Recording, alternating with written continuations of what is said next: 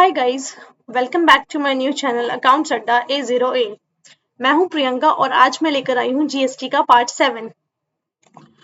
Next class start करने से पहले हम एक बार प्रीवियस क्लास में हमने क्या पढ़ा एक बार रिवाइज कर लेते हैं। ओके, सो हमने पिछली क्लास में पढ़ा जीएसटी क्या है। जीएसटी के बारे में पढ़ा। जीएसटी एक ऐसा डॉक्यूमेंट है जिसमें कंटेन होता है detail of purchase, sale, output GST, input tax credit. Okay, and हमने पढ़ा कि जीएसटी के पोर्टल पे रिटर्न फाइल करने के लिए डेटा कैसे इंपोर्ट होता है। तो हमने पढ़ा कि जो डेटा है वो वेरियस टाइप के सॉफ्टवेयर्स मार्केट में अवेलेबल हैं जिनके थ्रू डेटा अपलोड होता है और डायरेक्टली भी जीएसटी के पोर्टल पे डेटा अपलोड किया जा सकता है जेएसएन फाइल बनाकर। सो हमने फिर पढ़ा कि किसको जीएसटी फाइल करना चाहिए। हमने पढ़ा जिसकी टर्नओवर एग्रीगेट टर्नओवर 5 करोड़ से ऊपर है उसको कितनी रिटर्न्स फाइल करनी पड़ती है, और जिसकी टर्नओवर 5 करोड़ से कम है उसको कितनी रिटर्न्स फाइल करनी पड़ती है। 25 returns for more than 5 crore turnover, per month 2 returns and annually 1 return, and for below or up to 5 crore turnover उनके लिए 9 रिटर्न्स होती है। 4 क्वार्टरली वाइज इनकी रिटर्न्स होती है R1 और 3B, और एक जो होती है एक ईयरली एनुअली रिटर्न होती है। और हमने पढ़ा कि कंपोजिशन डीलर्स को 5 रिटर्न फाइल करनी पड़ती है, 4 statement come challan in CMP 08 and एक एनुअल रिटर्न होती है GSTR 4। ओके, अब हम आज की क्लास स्टार्ट करते हैं कि कितनी रिटर्न्स होती हैं जीएसटी के अंदर। टोटल 13 रिटर्न्स होती हैं जीएसटी के अंदर। They are the GST R1, 3B, 4, 5, 5A, 6, 7, 8, 9, 10, 11, CMP 08 and ITC 04। However, सारी रिटर्न्स जो है सारे टैक्स पेयर्स के लिए एप्लीकेबल नहीं होती हैं। टैक्स पेयर्स को अपनी रिटर्न फाइल करनी होती है based on the type of registration obtain. Okay, so जो एलिजिबल टैक्स पेयर्स होते हैं जिनकी टर्नओवर 5 करोड़ एक्सीड करती है उनको एक सेल्फ सर्टिफाइड रिकंसिलिएशन स्टेटमेंट भी फाइल करना होता है जिसको बोलते हैं form GSTR 9C। GST returns के अलावा जीएसटी फाइल जो होती है उसके अलावा इनपुट टैक्स क्रेडिट की स्टेटमेंट भी टैक्स पेयर के पोर्टल पे शो होती है जिनका नाम होता है GSTR 2A and GSTR 2B। ठीक है, GSTR 2A और 2B क्या होती है इसको मैं ब्रीफ में समझाऊंगी, आप ध्यान से सुनना। GSTR 2A तब रिफ्लेक्ट होता है सामने वाले पोर्टल पे जब हम ई इनवॉइसिंग कर देते हैं, तो जितने भी ई इनवॉइस होते हैं वो उसके पोर्टल पे रिफ्लेक्ट होते हैं। GSTR 2B तब जनरेट होता है जब हम अपने GST R1 फाइल कर देते हैं, तो उसमें जितने भी हमने R1 में इनवॉइस सबमिट किए हैं वो सारे ही उन लोगों के पोर्टल पे शो होंगे जिन्होंने हमसे परचेज करी है। इनपुट टैक्स क्रेडिट उनके पोर्टल पर शो होगा, इसी को हम बोलते हैं input tax credit available to taxpayers on GST portal. ठीक है, और इस पे इनवॉइस की फैसिलिटी भी अवेलेबल होती है स्मॉल टैक्स पेयर्स के लिए जो कि QRMP स्कीम में रजिस्टर्ड होते हैं, मतलब क्वार्टरली रिटर्न मंथली पेमेंट में रजिस्टर होते हैं। ठीक है, B2B सेल्स जिनके लिए होती है first 2 month of the quarter. ये जो स्मॉल टैक्स पेयर्स होते हैं ये भले ही रिटर्न जो है क्वार्टरली भरते हैं लेकिन इनको टैक्स जो है मंथली बेसिस पे करना होता है जो कि PMT 06 के द्वारा पे होता है। ये एक फॉर्म होता है। Okay, we have explained the various GST return along with applicability and due dates in the section below. What are the different type of GST return and due dates of file them? So ये सारी GST returns हैं 13 जो बताई थी मैंने, इनको review करते हैं। पहली आती है GST R1। जैसा कि मैंने बताया था R1 और 3B बहुत इंपॉर्टेंट होती है, सो हम पढ़ते हैं GST R1 में ये आउटवर्ड सप्लाईज, इसमें डिटेल होती है आउटवर्ड सप्लाईज की।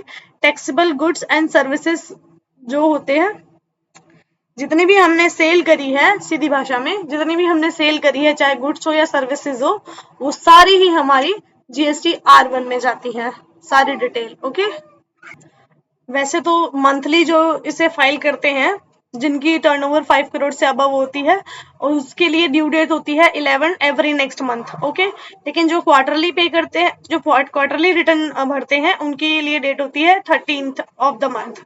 Now every month, next month of जो अभी प्रीवियस मंथ, अभी रिसेंट मंथ चल रहा है, अगर इसकी रिटर्न हमें फाइल करनी है तो इसकी रिटर्न नेक्स्ट 13 तक क्वार्टरली, और मंथली नेक्स्ट 11 तक फाइल हो जानी चाहिए।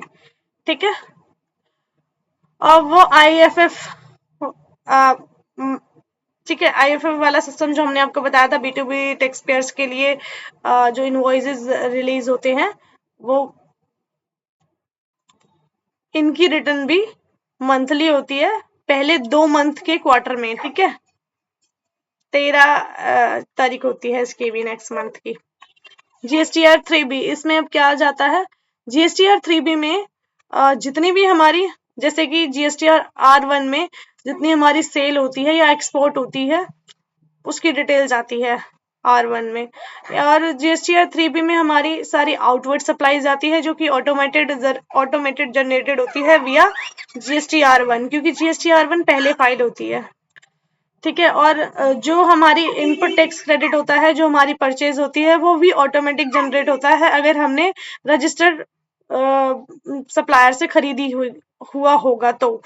ठीक है, बाकी 3B में इंपोर्ट के लिए, RCM के लिए भी सब कुछ जाता है। ठीक है, और पेमेंट भी 3B के थ्रू ही होती है। सो मंथली पेमेंट होती है, इसकी तारीख होती है 20 तारीख नेक्स्ट मंथ की, क्वार्टरली होती है तो 22 या 24 हो जाती है नेक्स्ट क्वार्टरली के लिए। ठीक है, अब आते हैं CMP 08। जो भी कंपोजिशन स्कीम में सप्लायर आते हैं, वो जो अपने टैक्स के लिए चालान क्रिएट करते हैं और पेमेंट करते हैं, उसके लिए CMP 08 चाहिए होता है। ये क्वार्टरली पेमेंट होती है। ठीक है, 18 तारीख के महीने को। ठीक है, महीने के 18 तारीख को। और GSTR 4 जो रिटर्न होती है, एनुअली फाइल होती है कंपोजिशन स्कीम में जो टैक्स पेयर आते हैं उन वो, और ये 30 जून फाइनेंशियल ईयर 24-25 की लास्ट डेट है, और पहले वाले की हमेशा जो भी होता है फाइनेंशियल ईयर, उसकी 30th होती है डेट। ठीक है, अब आते हैं GSTR 5। GSTR 5 नॉन टैक्सेबल के लिए, नॉन रेजिडेंट टैक्सेबल पर्सन के लिए होती है, मंथली फाइल होती है 20 तारीख के नेक्स्ट मंथ को। GSTR 5A जो होती है, OIDAR online information database access retrieval, जो सर्विसेज प्रोवाइडर्स होते हैं, उनकी मंथली रिटर्न फाइल होती है 20 तारीख को। ठीक है, GSTR 6 क्या होता है, जो इनपुट सर्विस डिस्ट्रीब्यूटर होते हैं, ठीक है, जो इनपुट टैक्स क्रेडिट अपनी ब्रांचेस के लिए एलिजिबल होते हैं, डिस्ट्रीब्यूट करते हैं, उनकी भी मंथली रिटर्न फाइल होती है 13 तारीख को। GSTR 7 क्या होती है, रिटर्न जो फाइल होती है deducting tax at source, TDS के लिए मंथली फाइल होती है, ये भी 10 तारीख को इसकी डेट होती है। ठीक है, GSTR 8, return to be filed by e-commerce operator containing detail of supplies affected and the amount of tax collected at source by them। जो e-commerce operators होते हैं, ऑनलाइन जो चीजें वगैरह बेचते हैं और उनका जो TCS वगैरह करता है, वो लोग GSTR 8 रिटर्न फाइल करते हैं मंथली बेसिस पे। 10 तारीख होती है उनकी नेक्स्ट मंथ में। ठीक है, GSTR 9 जो होती है, वो एनुअल रिटर्न होती है रेगुलर टैक्स पेयर के लिए, 31 दिसंबर उसकी डेट होती है। GSTR 9C होती है self certified reconciliation statement annually, ये पहले ही मैं बता चुकी हूँ, जिसकी टर्नओवर 5 करोड़ से अबव होती है, उसके लिए होता है। ठीक है, इसकी डेट भी 31 दिसंबर होती है। GSTR 10 के बारे में पढ़ते हैं। ये final return to be filed by a taxpayer whose GST registration is cancelled, जिसको GST रजिस्ट्रेशन कैंसिल करना होता है, वो GSTR 10 भरता है। Once when the GST registration is cancelled और surrender within 3 months of the date of cancellation or date of cancellation order, whichever is later, जो भी बाद में होगा उसके हिसाब से GST रजिस्ट्रेशन कैंसिल होता है, या फिर 3 महीने हो गए हों कैंसलेशन के लिए, या फिर ऑर्डर जो डेट की होती है, वो इन दोनों में से जो भी बाद में होता है उसके हिसाब से कैंसलेशन होता है। ओके, सो GSTR 11 क्या होता है, details of inward supplies to be furnished by a person having UIN claiming a refund. जो भी रिफंड के लिए हम फॉर्म फॉर्म फिलअप करते हैं वो GSTR 11 में होते हैं, और 28th of the month following the month of which statement is filed. Then ITC 4, statement to be filed by a principal job worker. जो भी गुड्स डिटेल्स सेंड होते हैं, रिसीव होते हैं जॉब वर्कर्स के लिए, उनके लिए होती है ये, जिनकी टर्नओवर जो होती है aggregate turnover, annual aggregate turnover 5 crore तक होती है, वो एनुअली फाइल करते हैं। और हाफ के लिए जिसकी अप टू 5 करोड़ के लिए और मोर देन 5 करोड़ के लिए हाफ ईयरली होती है। ठीक है, अगर एनुअली है तो 25 तारीख को होगी, हाफ ईयरली तो 2 बार होगी, 25 अक्टूबर को, 25 अप्रैल को। ओके, सो गाइज आज हमने जो पढ़ा उसको एक बार रिकैप कर लेते हैं। आज हमने पढ़ा कि कितनी रिटर्न्स हैं जीएसटी में, 13 रिटर्न्स हैं जिनके बारे में हमने पढ़ा कि 13 रिटर्न्स में क्या क्या है। GSTR 2A और 2B भी पढ़ा हमने, क्या होता है PMT 06 फॉर्म क्या होता है वो पढ़ा। और हमने पढ़ा कि रिटर्न जो है वो कब भरी जाती है, उनकी रिटर्न की डेट क्या होती है, मंथली होती है, क्वार्टरली होती है, और किस चीज के लिए होती है, कौन सी रिटर्न। हमने रीजन भी पढ़ा, डिस्क्रिप्शन भी पढ़ी। ओके, तो सारी रिटर्न्स के बारे में हमने पढ़ लिया है, ओवरव्यू कर लिया है। डिटेल में हम पढ़ेंगे नेक्स्ट क्लास में, कल हम नेक्स्ट क्लास लेकर आएंगे और कल हम आगे बढ़ते हैं डिटेल में हर एक रिटर्न के बारे में। ओके, अभी मैंने ओवरव्यू दे दिया है सारे रिटर्न्स का। बाकी कल लेकर आते हैं नेक्स्ट क्लास। तब तक के लिए bye bye, thank you, and please subscribe, share, like, comment करना ना भूलना।